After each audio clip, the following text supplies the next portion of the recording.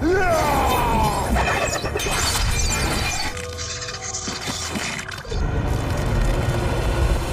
Movie Mania bosku, kali ini kita akan mereview sebuah film di mana dikisahkan tentang pertarungan yang ingin memperebutkan batu sakti dari aliran Taichi di sebuah makam yang dihuni oleh makhluk aneh. Dikarenakan batu Taichi itu memiliki kekuatan yang luar biasa. Tapi siapa sangka seorang pemuda yang memiliki bakat Taichi itu berhasil menguasai batu sakti Taichi tersebut. Oke, langsung saja kita review filmnya.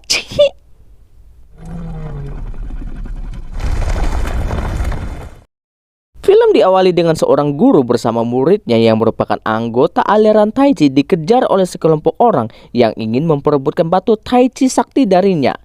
Karena terpaksa, mereka pun memasuki kuburan keramat aliran Taichi yang dihuni oleh banyak makhluk binatang aneh. Setelah itu, muridnya mencarikan air minum buat gurunya yang terluka itu. Tapi dia langsung diserang oleh siput raksasa penghuni kuburan itu, membuat tangannya hilang satu dan akhirnya dilahap oleh siput raksasa tersebut.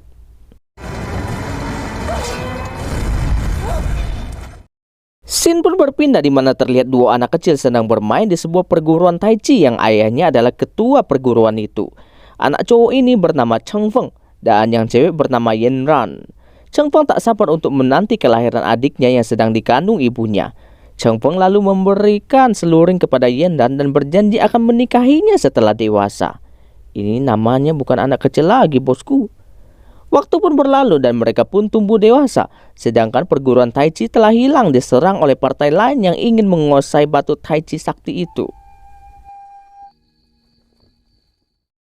Tiba-tiba datang sekelompok orang yang diketuai oleh Langit Mona karena dia mengira anaknya telah diambil oleh Cheng Feng. Lalu terjadilah pertarungan di antara mereka. Cheng Feng sengaja memancing Langit Mona ke tempat itu karena ingin membalaskan dendam setelah 18 tahun yang lalu. Langit Mona memimpin 6 partai lainnya menyerang aliran Taichi karena dia ingin menguasai batu sakti Taichi tersebut. Setelah mendengar cerita Cheng Feng, Langit Mona mana tak ingin melawannya. Tiba-tiba datang seorang cewek bernama Ching Er yang merupakan anak Langit Mona datang dan menyerang Cheng Feng dengan jurus pedang magnetnya. Kemudian datanglah juga anak buah Langit Mona menahan Yen Ran karena adik seperguruannya Cheng Feng itu karena menuduh Cheng Feng telah menghabisi anak buahnya sehingga menyisakan kulit saja. Tiba-tiba seekor makhluk aneh dari dalam tanah menyerang salah satu anak buahnya menyisakan kulit. Cheng Feng pun menyuruh mereka agar tak bergerak karena makhluk aneh itu mendeteksi gerakan di tanah. Makhluk aneh itu lantas mengejar anak buahnya yang berlari ketakutan. Mereka pun naik ke atas batu. Cheng Feng lalu mengatakan kepada Yen Ran jika itu adalah makhluk penjaga batu sakti Taichi. Tiba-tiba terdengar ada gerakan dan dihajar oleh Cheng Feng. Tapi ternyata itu adalah pamannya Cheng Feng, murid Taichi juga. Cheng Feng dan Yen Ran lantas senang bisa bertemu dengan pamannya yang telah lama hilang itu. Setelah kembali ke dalam, Ching Er mendapati ayahnya tak berdaya terkena telapak dingin dari seseorang. Langit Mona lalu menggenggam tangan Ching Er dengan salah satu muridnya bernama Mocha. Setelah itu, Langit Mona pun tak berdaya. Pamannya lalu membawa Cheng Feng ke hadapan sebuah batu misterius. Cheng Feng pun berhasil membukanya dan itu adalah pintu rahasia masuk ke dalam makam binatang tempat persembunyian batu sakti Taichi. Pamannya lalu memberikan sebuah peta letak di mana batu Taichi itu berada kepada Cheng Feng yang sebagai ketua Taichi penerus yang berhak menerimanya.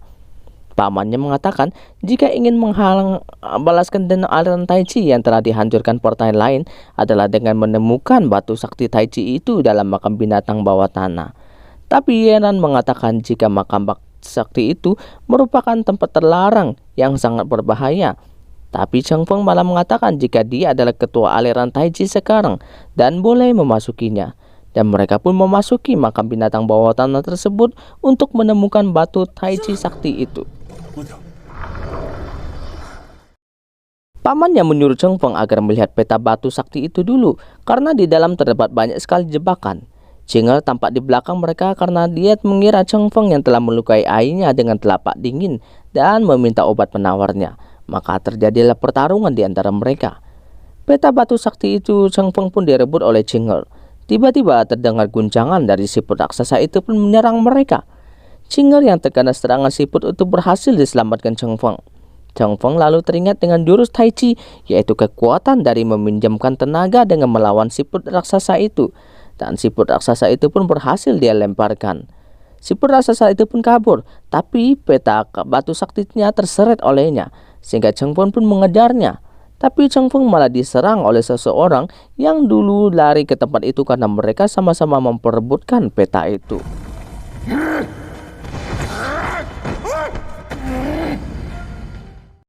Ketika berhadapan dengan Cheng Feng, siput raksasa itu malah disedot dan dihabisi oleh makhluk lain yang ternyata adalah laba-laba raksasa. Yang lain pun nyampe di tempat itu. Tiba-tiba Musha menginjak sesuatu di tanah dan pintu keluar langsung tertutup. Mereka pun terperangkap di dalam sarang laba-laba raksasa itu. Lalu salah satu anak buah mereka diserang oleh laba-laba raksasa itu. Si Mochi menuduh Cheng Feng yang menyebabkan mereka terperangkap di situ dan ingin menghabisinya. Tapi pamannya mengatakan cuma Cheng Feng yang bisa membaca peta batu sakti itu yang akan menuntun mereka keluar. Cheng Feng lalu mengatakan arah yang ditempati panah adalah jalan kehidupan. Makanya laba-laba raksasa itu tidak bereaksi. Dan mereka harus mengarah ke jalan tersebut agar bisa keluar dari sarang laba-laba raksasa itu. Cheng Feng pun memulai duluan jalan di atas jaring laba-laba itu. Cheng Feng hampir jatuh tapi bisa dibantu oleh Ching'er. Dan akhirnya Cheng Feng berhasil sampai di jurang seberang dan mengikat tali serta menyuruh mereka menyeberang.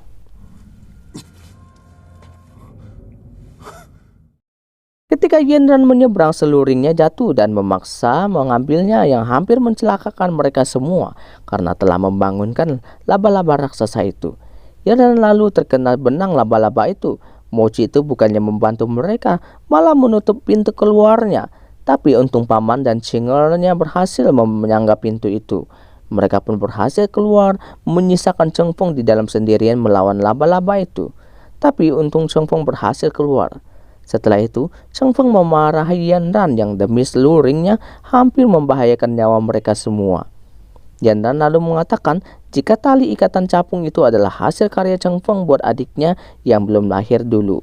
Ching'er lalu bertanya kepada Yanran bahwa Cheng Feng terlihat orang baik. Bagaimana dia biasa melukai ayahnya dengan telapak dingin?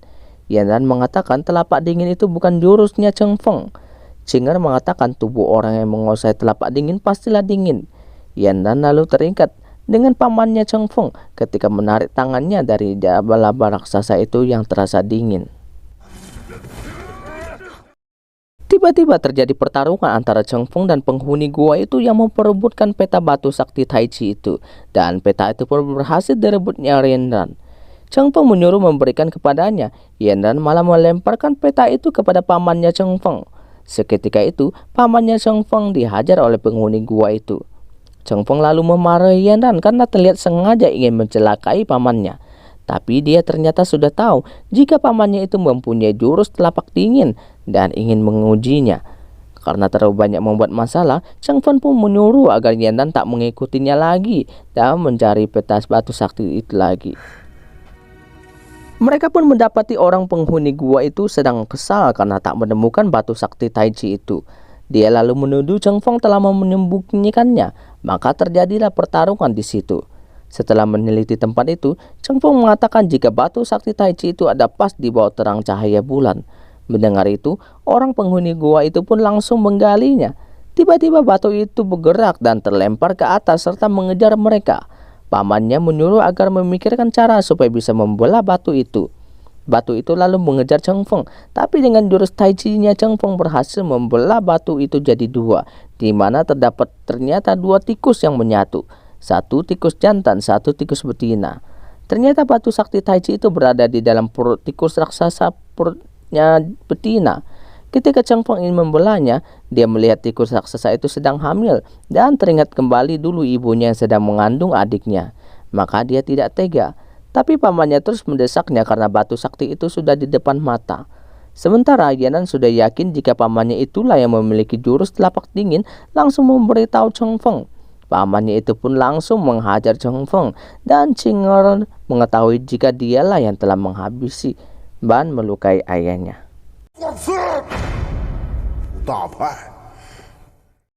Di situ pamannya mengatakan kepada Cheng Feng jika dia ingin membalas dendam kepada ayahnya Cheng Feng karena ketua aliran Tai Chi dikuasainya gara-gara dia bukan bermarga Chen. Lalu dia mengadu domba aliran Tai Chi dengan 6 aliran besar supaya menyerang aliran Tai Chi. Ternyata ibunya Cheng Feng yang merupakan kakak kandungnya pun dihabisinya demi bisa mendapatkan peta batu Tai Chi sakti itu. Yandan yang ingin melindungi Cheng Feng itu pun dihajar oleh pamannya. Yandan lalu memberikan seluring itu kepada Cheng Feng, lalu dihabisi oleh pamannya itu. Pamannya itu pun pergi membelah dan mengambil batu sakti Tai Chi itu dan memakainya. Seketika kekuatannya menjadi luar biasa, bahkan tikus jantan itu pun dihempasnya.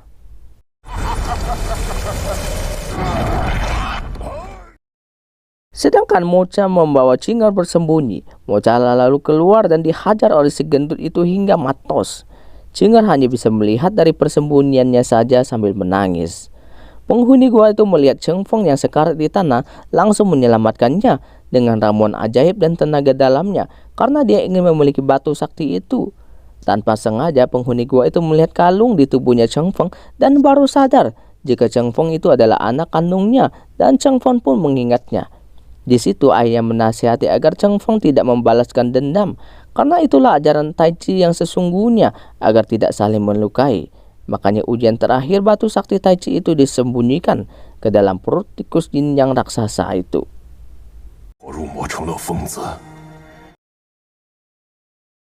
Kemudian terjadi guncangan hebat, mereka berdua pun berlari sampai di hadapan sebuah batu, lalu menggeser batu tersebut.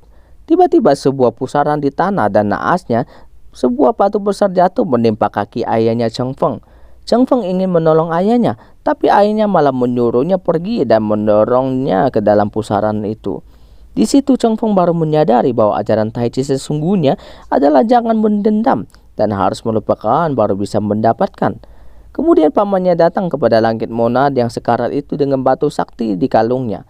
Cinger pun datang dan menusuk paman itu, tapi dia tidak mempan. Ketika ingin menghajar Cinger, Langit Monad mengatakan jika Cinger adalah anak dari kakaknya. Langit Monad pun memberikan kalung itu kepada Cinger, lalu dia dihajar oleh si gendut itu hingga matos. Tiba-tiba Cheng Feng entah datang dari mana langsung menolong Cinger dan mendapati kalung ikan di tangannya. Sejak itu mereka baru sadar ternyata selama ini mereka adalah kakak beradik. Tanpa basa-basi terjadi pertarungan antara Cheng Feng dan si gendut pamannya itu. Walaupun pamannya memiliki batu sakti itu, Cheng Feng bisa mengimbangi dan mengatasi kekuatan dari pamannya. Karena tanpa ilmu Tai Chi, maka tak bisa mengendalikan batu sakti Tai Chi itu. Terlanjut kala, si gendut itu pun nekat menelan batu sakti Tai Chi itu. Ketika itu dia mengendalikan semua senjata di sekitarnya dan menyerang Cheng Feng. Tapi masih bisa dikendalikan Cheng Feng. Kemudian Cheng Feng melawan si pamannya itu dengan memejamkan matanya dengan tenaga dalam Tai Chi-nya yang membuat pamannya terlempar jauh dan terluka parah, dan langsung memuntahkan batu sakti Tai Chi itu. Pamannya lalu berniat memecahkan batu sakti Tai Chi itu karena tidak mau menyerahkan kepada Cheng Feng. Tapi tiba-tiba bumi berguncang hebat dan dari dalam tanah muncul tikus raksasa itu lagi dan menelan si pamannya itu. Tapi kemudian tikus raksasa itu malah ditelan lagi oleh makhluk lain dari dalam tanah. Dan akhirnya Cheng Feng berhasil mendapatkan batu sakti Tai Chi itu di tangannya. Bumi pun berguncang hebat. Cheng Feng langsung menyuruh Cinger melarikan diri karena masih ada satu makhluk raksasa di dalam tanah. Lalu memberikan tali ikatan capung kepada Cinger. Lalu Cheng Feng pun melompat ke dalam makam binatang itu di tanah dan mengembalikan batu sakti itu ke tempat asalnya, menyisakan Cinger sendirian, dan film pun berakhir, bosku.